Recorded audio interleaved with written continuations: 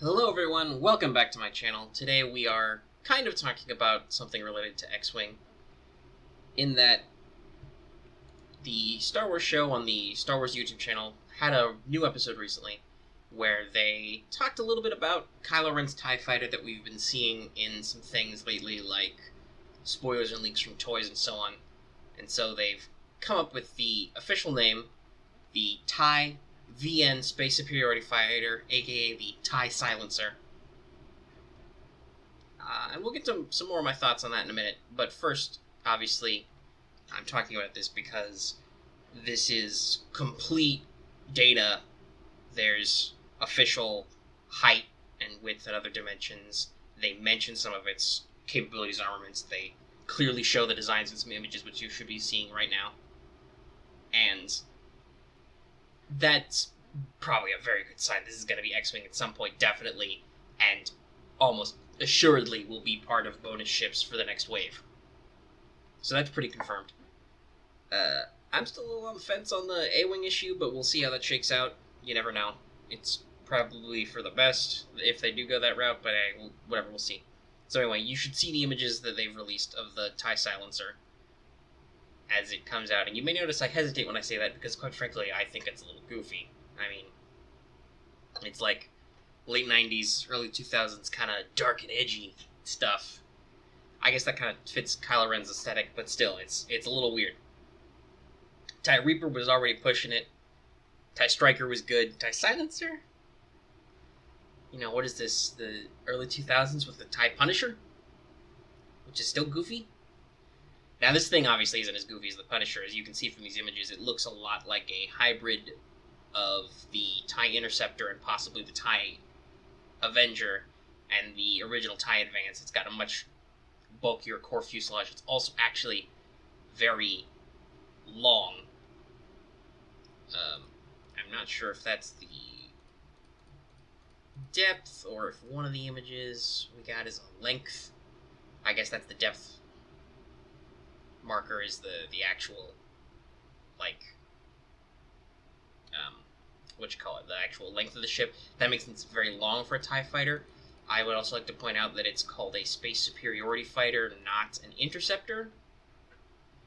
That I think is interesting, and actually I might want to do an X-Wing video later about different types of space frames and ship roles in real-life tactics and how they relate to X-Wing and how we should think of ships and stuff. But anyway, that's a different topic entirely.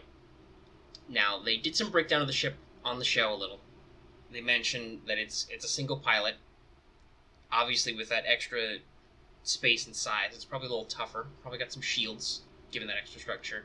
They mentioned it has lasers, and it looks like it's got 4 to 6 laser pinions in there. They mentioned also it has missiles, so that's a bit of a big deal, especially now that cruise missiles have just come out. If the Empire gets a high-quality superiority fighter, an ace ship, that's going to have missiles. That's a big deal with cruise missiles. And obviously, the lasers means high attack. Not really any other major details. Stats-wise, if I want to make some predictions, I'm going to say that with that little bit of a meteor hull, bigger distance, it's probably going to have maybe 4 hull, at least 1 hull up on the TIE Interceptor original, and then will almost assuredly have at least 1 shield, maybe more. We'll see. People say that the generic interceptors are a little overcosted by maybe like a point or so. I'm hopeful that even if that means it could possibly push out the TIE Interceptor, nobody's using generic TIE Interceptors anyway. So I'm hoping that the Silencer will actually, maybe be a little more efficiently costed. It's a sequel trilogy era ship, so it will almost assuredly have at least 1 tech slot. It will have a missile slot, almost assuredly, assuming that anybody told FFG about this. If I had to guess about other stuff, it might have a system slot, some people are thinking. I don't know if that necessarily fits in. We'll see more as that comes out. The TIE Defender is another superiority example. It doesn't have a system slot. It has the missile and some other stuff. I don't think this thing will have cannons unless that's something they didn't directly hint at. Action bar is going to be interesting because it's got a missile slot native. That means it will almost surely have a targeting computer. There's no reason for it not to. So focus targeting computer is already in. Now the question is, what are those other two actions going to be? Will it have boost and barrel roll, but no evade? That would be kind of a shame, because then it would not be good for comm relay. It would need to do something like intensity to get those evade tokens to hoard them. Will it lack boost or barrel roll, which are critical to arc dodging? And boost especially is also important because it enables auto thrusters, which counters a lot of turret action. You can almost be assured that wave 11 means that there's going to be turrets of some kind bouncing around. And, who knows what will come of that. So that's an interesting question. I think that mechanically will help limit the ship. It will probably also be, it'll definitely be more costly than an interceptor because it's got more stuff. Hopefully it'll be more efficiently costed than Defenders and TIE Advanced were originally, but it should still be in a similar ballpark to something like the TIE SF or even higher than that, where it's actually got some, some serious stuff. There's been some mention of maybe an Imperial astromech thing going on, because the Kylo Ren's TIE Lego set has an Imperial BB-8 in it, or BB unit, I should say. I don't think it's actually a BB-8. That I'm not so sure about. Because, one, it doesn't look like it has an astromech slot in any of these images, and also just, that's a freaking clusterfuck waiting to happen. If they need to do that, they should totally do like the reverse of the Havoc title and say you can only take generic, regular astromechs. But anyway. So that's the ship, basically. No idea on an exact cost, not sure on the stats, other than that, obviously the hope is for 3-3 on attack and defense. Possibly more on the attack, given that it's got an awful lot of lasers. That would definitely be an interesting thing to the First Order. People are very concerned about how Kylo Ren's pilot ability will work in this. Now, with Heroes of the Resistance, it's entirely possible that now that he's in a lighter fighter and we know more about him, Kylo Ren can be given a better shake with pilot skill. I still been expecting him to rise above 7. That's still a decent level, but that leaves room for maybe an 8 or so. And it's entirely possible he could stay at 6 and get an 8 in there is somewhere above him with like a custom thing. Or maybe they'll push him all the way to 8, though I don't think I'd like that. That seems a little weird. Unless he's really freaking good in the new movie. But anyway, that just seems like somebody would be giving FFG kind of incomplete information there when they decide some things. But he has an EPT in the Upsilon of all things, so almost assuredly his version of the silencer will have an EPT. There's also, I'm not sure, because the official model number is TIE VN.